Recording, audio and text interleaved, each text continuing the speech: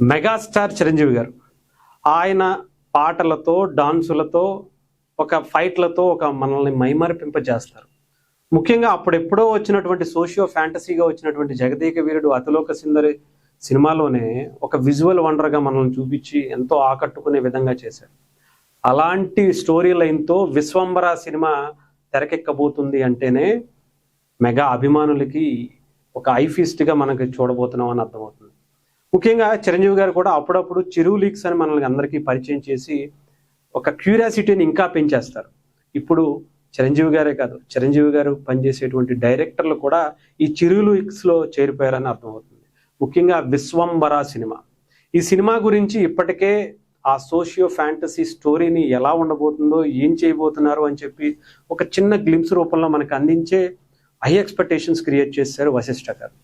అసలు ఏంటి, మళ్ళీ చిరంజీవి గారు మళ్ళీ 'జగదేక వీరుడు అతిలోక సుందరి' లాంటి స్టోరీని మళ్ళీ మనకు అందిస్తున్నారు, ఎలాంటి లోకానికి మనల్ని తీసుకెళ్ళబోతున్నారు అని ఎక్స్పెక్ట్ చేస్తుంటే దానికి సంబంధించినటువంటి ఇలాంటి మరొక చిరు లీక్ని డైరెక్టర్ వశిష్ఠ లీక్ చేశారు. ఇంకా మామూలుగా ఉంటుందా? ఒక్కసారి అసలు ఆయన చెప్పినటువంటి ఆ లైన్ని వింటేనే ఏదేదో లోకాలకి వెళ్ళిపోయినంత ఫీల్ వస్తుంది. అంటే మనందరికీ తెలుసు, మొత్తం మనకి 14 లోకాలు ఉంటే అటు పైన 7 లోకాలు, కింద 7 లోకాలు ఉంటాయి. దాంట్లో యమలోకం, స్వర్గలోకం, పాతాళలోకం, ఇలాగా అనేక లోకాలు ఉంటాయి. అయితే దీనికి సంబంధించి చిరంజీవి గారు ఈ 14 లోకాలను దాటి బ్రహ్మ ఉండేటువంటి సత్యలోకానికి వెళతారట. అక్కడ హీరోయిన్ని చూసి ఆ హీరోయిన్తో ఉండేటువంటి సన్నివేశాలు, అలాగే ఆ హీరోయిన్ని తీసుకుని భూమి మీదకి వచ్చేటువంటి సన్నివేశాలు కూడా ఉంటాయట. సో జస్ట్ ఇమాజిన్ ఎలా ఉండబోతుంది. ఈ లోకాలన్నీ చిరంజీవి గారు దాటుకుంటూ వెళ్ళేటప్పుడు ఉండేటువంటి విజువల్స్ కావచ్చు, అక్కడ ఉండేటువంటి సీన్స్ కావచ్చు, చాలా అద్భుతంగా వచ్చాయి, వస్తూ రాబోతున్నాయి, ఇంకా తీయబోతున్నారని కూడా తెలుస్తూ ఉంది.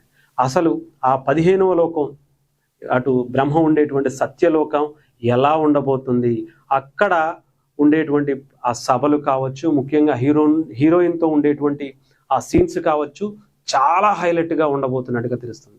ఇక ఊహించుకోండి, ఇప్పటికే ఎక్స్పెక్టేషన్స్ ఓ రేంజ్లో ఉంటే ఈ సత్యలోకానికి సంబంధించినటువంటి ఈ క్యూరియాసిటీ ఇంకా మైమరపించేలా ఉన్నాయి.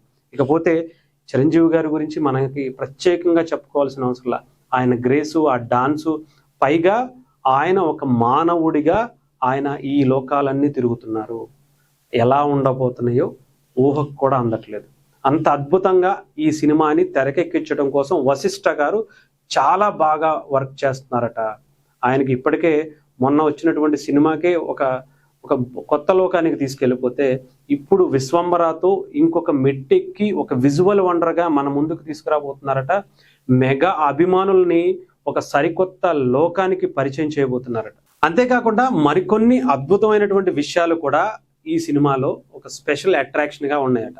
ముఖ్యంగా 'రగులుతోంది మొగలి పొద' అనే సాంగ్ ఖైదీలో అప్పటికే ఒక రేంజ్లో రికార్డులు కొట్టితే అదే పాటని మళ్ళీ 'విశ్వంబర'లో రీమేక్ చేస్తున్నారట. అసలే మన మెగాస్టార్ స్టెప్పులతో వరల్డ్ రికార్డులు క్రియేట్ చేసి స్టెప్పులకే బాప్ అనిపించుకునేలా ఉన్నారు.